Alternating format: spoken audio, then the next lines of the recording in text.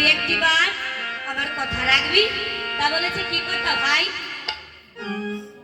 তা বলছে যে তুই একবার আমার কথা রাখ। তা বলছে কি?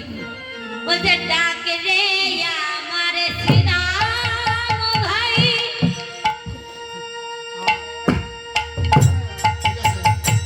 ওরে কোথায় আছো ভাই রে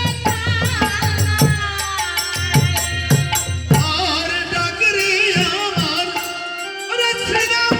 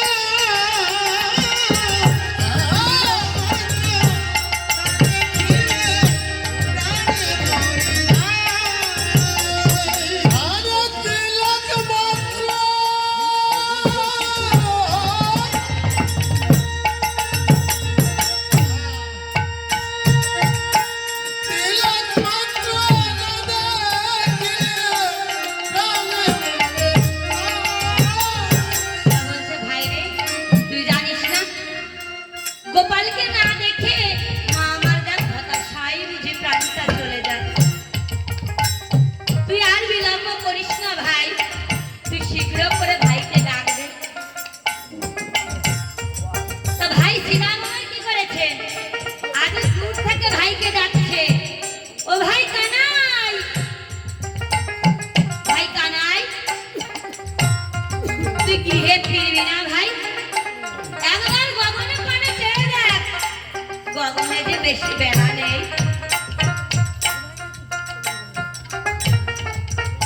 আজ আমার প্রাণ কানাই কি করেছেন? খেলা ছেড়ে দিয়েছেন। ছেড়ে দিয়ে গগনে পানে লক্ষ্য করে দেখে সত্যি গগনে বেশি বেড়া নেই। তা বলেছে ভাই রে,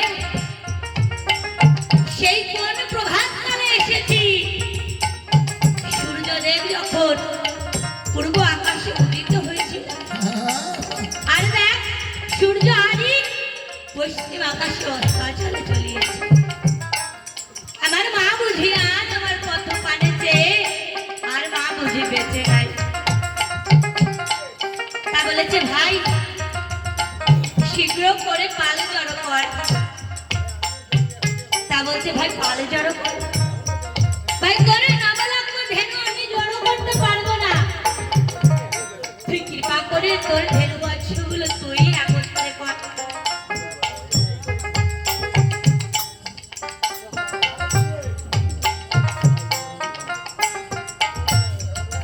তা বলেছে ভাই রে,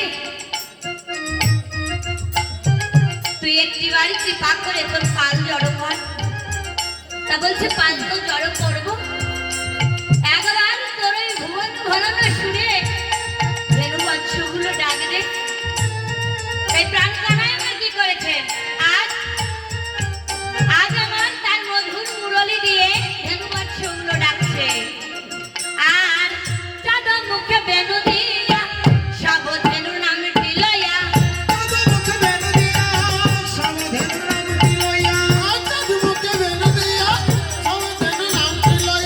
ডাকিতে লাগিল উচ্চৈঃস্বরে,